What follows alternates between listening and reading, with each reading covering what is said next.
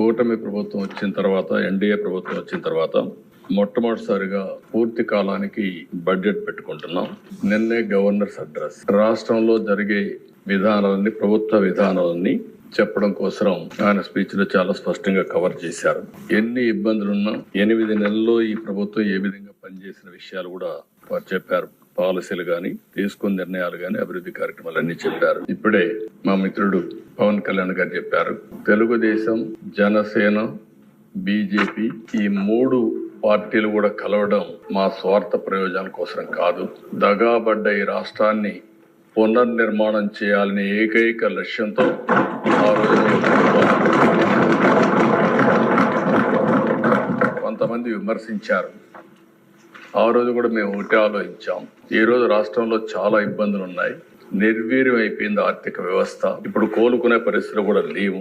అలాంటప్పుడు double engine సర్కార్ ఉంటే తప్ప ఈ రాష్ట్రాన్ని పునర్నిర్మాణం చేయలేమని ఏకైక లక్ష్యంతో కలిశాం. ఆ రోజు ఈ రోజుకి ఒకే మాట మీద ముందుకు పోతున్నాం. నేను మనస్ఫూర్తిగా పవన్ కళ్యాణ్ గారిని ఈ సభ ద్వారా మరొకసారి అభినందిస్తున్నాను, ధన్యవాదాలు తెలియజేస్తున్నాను. ఇంకొక పక్కన ప్రజల్లో ఆస్పిరేషన్స్ ఉన్నాయి.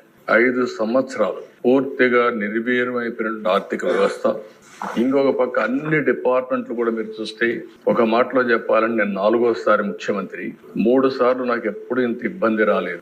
అప్పుడు కూడా కొన్ని ఇబ్బందులు ఉన్నా ఈసారి మాత్రం ఎప్పుడూ లేనటువంటి ఇబ్బందుల్ని ఎదుర్కొనే పరిస్థితి వచ్చాం. ఈ రోజు ఈ సభ ద్వారా కేంద్ర ప్రభుత్వాన్ని కూడా మనస్ఫూర్తిగా అభినందిస్తున్నాను, నరేంద్ర మోడీ గారిని.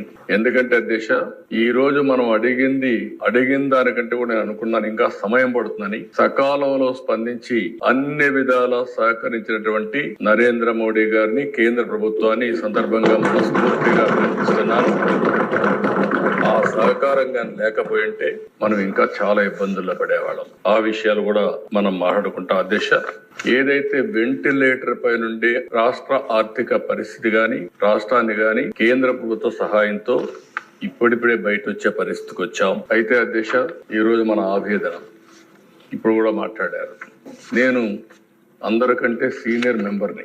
ఇది దగ్గర 9వసారి. అంటే 9 సార్లు ఎమ్మెల్యే కావడం ఒక అరుదైన అనుభవం కూడా అయితే నేను 78లో మొట్టమొదటి వచ్చినప్పటి నుంచి చూశాను రోడ్లు లేని పరిస్థితి. అప్పుడు ఎమ్మెల్యేకి ప్రివిలేజెస్ ఏంటంటే ఒక 3 గ్యాస్ కనెక్షన్లు, మిలిటరీ జీప్,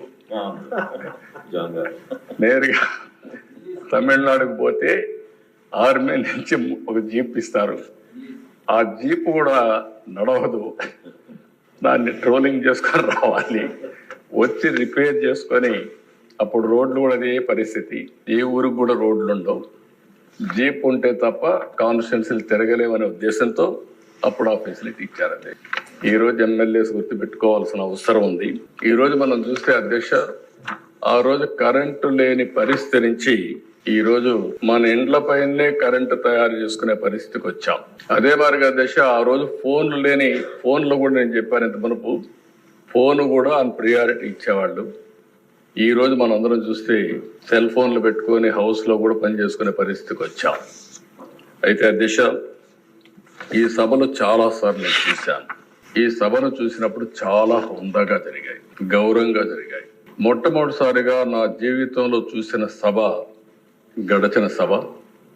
ఆ రోజు ఈ సభలోనే చెప్పాను, ఇది గౌరవ సభ కాదు, ఇది కౌరవ సభ. మళ్ళీ ఈ సభను ప్రజల దగ్గరికి వెళ్ళి ప్రజల ఆమోదం తీసుకుని మళ్ళీ సభకొచ్చి గౌరవ సభ చేస్తామని ఆ రోజు కంకణం కట్టుకొని ప్రతిజ్ఞ చేసి వెళ్ళాం.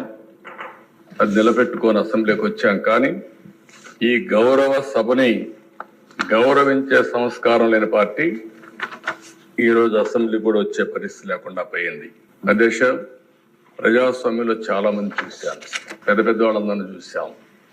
ఎప్పుడు కూడా అసెంబ్లీ అంటే ఒక గౌరవం. అసెంబ్లీ అనేది ప్రజా సమస్యల పరిష్కారం కోసం ఇది ఒక వేదిక, ఒక పవిత్ర దేవాలయం. అలాంటి దేవాలయంలో మనం చూస్తే నిన్న మన పరిస్థితి మనం చూసాం. ఇప్పటికే మన మిత్రులందరూ మాట్లాడారు. నా 41వ సంవత్సరం ఇప్పటివరకు అనుభవాలు చూస్తే 40 ఏళ్లలో నాకు ప్రతిపక్ష హోదా ఇస్తేనే అసెంబ్లీ జరగనిస్తాం లేకుంటే ఉంటామని చెప్పిన ఏకైక సందర్భం నిన్నటి రోజు అధ్యక్ష. ఒక మాటలో చెప్పాలంటే అది ఒక చీకటి రోజు అన్న అభిప్రాయం. ప్రజలు 11 మందిని గెలిపించారు, 11 గంటలకు వచ్చారు, 11 గంటల 11 నిమిషాలకు వెళ్ళిపోయారు. అంటే కరెక్ట్గా 11 నిమిషాలు ఉన్నారు. ఆ 11 నిమిషాల్లోనే స్పీకర్ను అవమానించడం ఇవన్నీ జరిగే పరిస్థితి వచ్చింది. అధ్యక్ష, ఒక్క విషయం గుర్తుపెట్టుకోవాలి. ఇక్కడుండే మనం కానీ ప్రజలకు కానీ విజ్ఞప్తి చేయాల్సిన అవసరం ఉంది.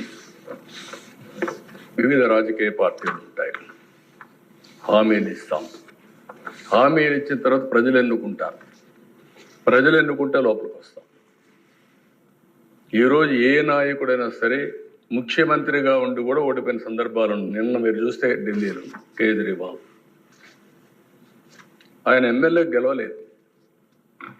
ఎమ్మెల్యే గెలవకుండా నాకు ప్రతిపక్ష హోదా ఇవ్వాల్సిందే అని డిమాండ్ చేస్తే, లేకుంటే నేను అసెంబ్లీకి వస్తానంటే ప్రజాస్వామ్యం ఏ విధంగా ఒప్పుకుంటుంది దిశ? దేశంలో ఎక్కడా జరగలేదు ఇలాంటి విషయాలు. నేను 96లో ముఖ్యమంత్రిగా ఉన్నాను, 95లో ముఖ్యమంత్రిగా ఉన్నాం. 94లో కాంగ్రెస్ పార్టీకి మెజార్టీ రాలేదు. సమైక్య ఆంధ్రప్రదేశ్లో 26 సీట్లు మీరు ఉన్నారు అధ్యక్ష. అప్పుడు 26 సీట్లు గెలిచారు, ప్రతిపక్ష హోదా ఇవ్వలేదు. లీడర్గా ఉన్నాడు వాళ్ళ పార్టీకి. ఇలాంటి సాంప్రదాయాలు మర్చిపోయి ప్రతిపక్ష హోదా ఇవ్వాలని డిమాండ్ చేయడం ఏ విధంగా సబబో ప్రజలు ఆలోచించాల్సిన అవసరం ఉంది దిశ. ప్రతిపక్ష హోదా మీరు నేను ఇచ్చేది కాదు, ఇది ప్రజలు ఇచ్చేది. అది గుర్తుపెట్టుకోవాల్సిన అవసరం ఉందని చెప్పి కూడా నేను మీకు తెలియజేస్తున్నాను అధ్యక్ష. ఈరోజు మన నాయకులు మాట్లాడినప్పుడు చాలా విషయాలు మాట్లాడారు. ఒక్క విషయం మనం అందరం గుర్తుపెట్టుకోవాల్సిన అవసరం ఉంది. ఎన్ని కష్టాలున్నా ఈరోజు ఈ ప్రభుత్వం ఒకటే ఆలోచిస్తున్నాం. ఏదైతే ఆ రోజు ఎన్నికల్లో నేను, పవన్ కళ్యాణ్ గారు, బీజేపీ ముగ్గురం కలిసి ఎన్డీఏ కూటమిలో ఎన్నికల మేనిఫెస్టో ఇచ్చాం, సూపర్ 6 చెప్పాం. ఈరోజు కూడా చెప్తున్నాం, చిత్తశుద్ధితో పనిచేస్తాం, కష్టపడి పనిచేస్తాం, రాత్రింబగళ్ళు శ్రమ చేస్తాం. మేము చెప్పిన మాటలను నిలబెట్టుకోవడానికి అనుక్షణం పనిచేస్తామని మరొక్కసారి ఈ అసెంబ్లీలో ఈరోజు అధ్యక్ష మీరు ఒకసారి చూస్తే వచ్చిన వెంటనే ఒకప్పుడు 200 రూపాయలు పింఛనుంటే 2000 రూపాయలు 14-19 నేనే చేశాను. అదే సమయంలో 3000 రూపాయల నుంచి 4000 రూపాయలు చేశాం. ఇంకొక పక్కన దగ్గర దశ మీరు చూస్తే 8,08,570 మంది దివ్యాంగులు. ఈరోజు మీరు చూసినప్పుడు 5 సంవత్సరాలు ఒక్క పైసా పెంచలేదు. 3,000 రూపాయల నుంచి ఒకేసారి 6,000 రూపాయలు చేసిన కూటమి ఎన్డీఏ కూటమి.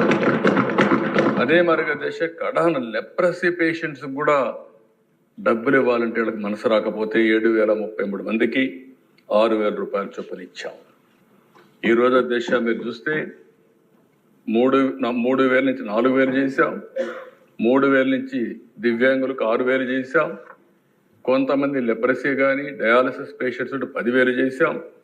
కొంతమంది బెడ్కే పరిమితమైన వాళ్ళకి 15,000 రూపాయలు ఇచ్చే మానవత్వాన్ని నిరూపించుకున్నాం కూటమి, ఎన్డీఏ కూటమి.